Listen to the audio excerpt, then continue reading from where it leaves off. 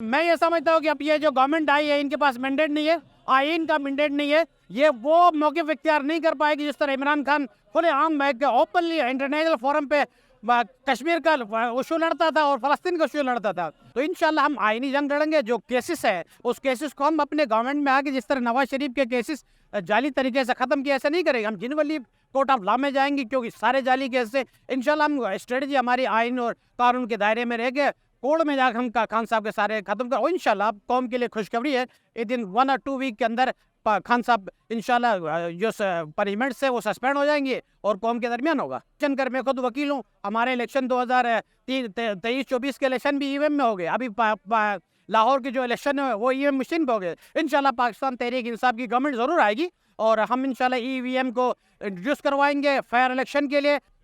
अच्छा, जिस तरीके से इलेक्शन से पहले एक फ़लस्तीन कॉज चल रहा था, आपको क्या लगता है अगर एक हुकूमत के पास मैंडेट ना हो तो वो इंटरनेशनल सतह पे इस फ़लस्तीन कॉज को किस तरीके से उठा पाएगी? बिल्कुल आपका सवाल ये आइन के मुताबिक है। आइन का आर्टिकल 40 है, 40 है, वो ये कहता है कि strengthen relation with the Muslim countries. देखे हुकूमत का जो स्ट्रेस फ़लस्तीन पे था इलेक्शन से पहले भी सही नहीं था। हम ये चाहते थे कि फ़लस्तीन का जो यहाँ पर इनोसेंट पीपल की एक्स्ट्रा जुडिशल किलिंग हो रही है और वहाँ पर मासूम बेगुनाह मुसलमानों को कत्ल आम किया जा रहा है, हुकूमत पाकिस्तान को एज ए न्यूक्लियर पावर बहुत बड़ी आवाज़ उठानी चाहिए थी। बहरहाल मैं ये समझता हूँ कि अब ये जो गवर्नमेंट आई है इनके पास मैंडेट नहीं है, आइन का मैंडेट नहीं है, ये वो मौक़िफ़ इख्तियार नहीं कर पाएगी जिस तरह इमरान खान खुलेआम ओपनली इंटरनेशनल फोरम पे कश्मीर का इशू लड़ता था और फ़लस्तीन का इशू लड़ता था। तो मैं ये नहीं समझता हूँ कि क्योंकि इसके पास मैंडेट नहीं है ये फ़लस्तीन के इशू को उस तरीके से आगे नहीं ले पाएगी। अच्छा, जिस तरीके से electronic voting machine Pakistan Tehreek Insaf लाई थी और वो आइन में तरमीम करके या कानून बना के उसे ख़त्म किया गया, आपको क्या लगता है कि पाकिस्तान तहरीक इंसाफ अपोजिशन में बैठ के इलेक्ट्रॉनिक वोटिंग मशीन के लिए जद्दोजहद कर सकती है या अगले इलेक्शन में इलेक्ट्रॉनिक वोटिंग मशीन पे इंतखाबात हो सकते हैं? देखिए आपका ये जो सवाल है आइन का आर्टिकल 218 सब आर्टिकल 3 पे है। सब आर्टिकल 3 कहता है it is the responsibility of election commission to conduct and organise the election fairly, justly and according to the law. और इसका अगला पार्ट है not against the corrupt practices. अगर ये जो आइन के मुताबिक इलेक्शन करवाए करप्ट प्रैक्टिसेस ना हो तो ये मशीन जो पूरे दुनिया में तकरीबन कामयाबी से अपना फंक्शन कर। मैं खुद वकील हूँ, हमारे इलेक्शन 2023-24 के इलेक्शन भी ईवीएम में हो गए। अभी लाहौर के जो इलेक्शन है वो ईवीएम मशीन पे हो गए। इंशाल्लाह पाकिस्तान तहरीक इंसाफ की गवर्नमेंट ज़रूर आएगी और हम इंशाल्लाह ईवीएम को इंट्रोड्यूस करवाएंगे फेयर इलेक्शन के लिए, पाकिस्तान के लोगों का जो हकीकी नुमाइंदे चुनते हैं उसकी सिलेक्शन के लिए।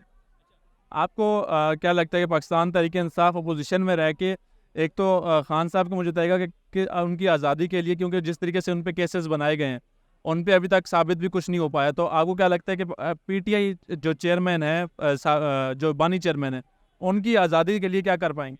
देखिए सबसे पहले तो जो केसेस है वो सारे फेक हैं, क्योंकि मैं खुद क्रिमिनल का एक्सपर्ट हूँ, कॉन्स्टिट्यूशनल एक्सपर्ट हूँ, कॉन्स्टिट्यूशन में खुद पढ़ाता हूँ।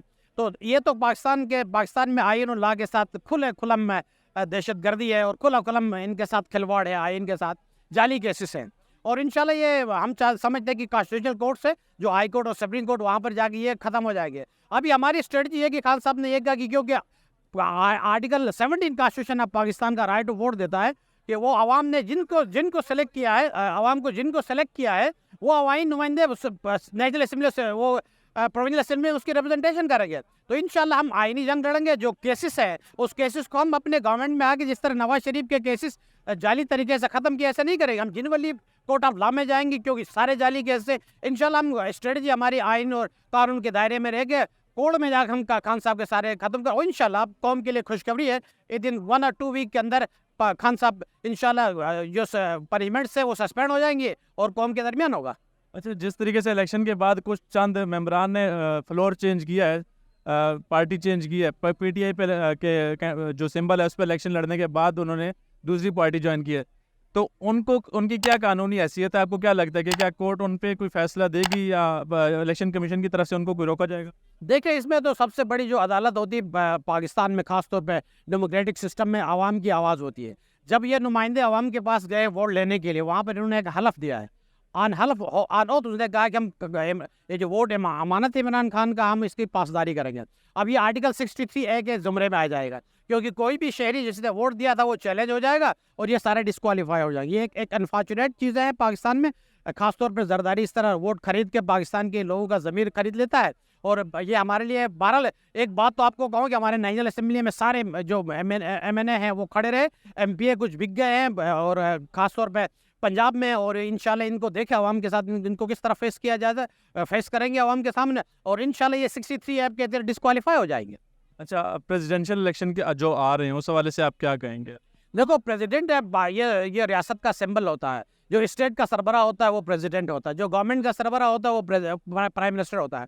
अनफॉर्चुनेटली यहाँ पर एक ऐसे प्रेसिडेंट को सिलेक्शन किया जा रहा है जो खुद करप्ट है, उसकी करप्ट प्रैक्टिसेस में वो मशहूर है, बार्गेनिंग में मशहूर है, सिंध का पैसा उड़ता है अवाम का और लोगों को खरीदने में मशहूर है। ऐसे सदर को, ऐसे बंदे को पाकिस्तान का जो सुप्रीम कमांडर होता है आर्मी का, उसके लिए बिल्कुल मुनासिब नहीं है। हम खास तौर पे गाएंगे कि महमूद अजगजाई जो प्रेसिडेंट है उसको, क्योंकि वो आइन के साथ खड़ा है, सिविल सुपरमेसी के साथ खड़ा है, रूल ऑफ लॉ के साथ खड़ा है, ऐसे लोगों को प्रेसिडेंट हम कंडेम करते हैं। और ये मैं खास तौर पर एज ए वकील, आज जो हमारा आइन कहता है कि जो सुप्रीम होता है सदर, ऐसे चोरों को सदारत के नहीं है, तो क्योंकि एक सिलेक्शन है और इंशाल्लाह ये जो सिलेक्शन है अवाम इसको ख़त्म कर देगी। अच्छा, जिस तरीके से सदर को आरिफ अलवी साहब को एक लेटर लिखा गया निगरान वज़ीर आज़म की जानिब से, और उसकी जो लैंग्वेज इस्तेमाल की गई जिस पे एतराज़ किया सदर साहब ने भी, उस हवाले से क्या?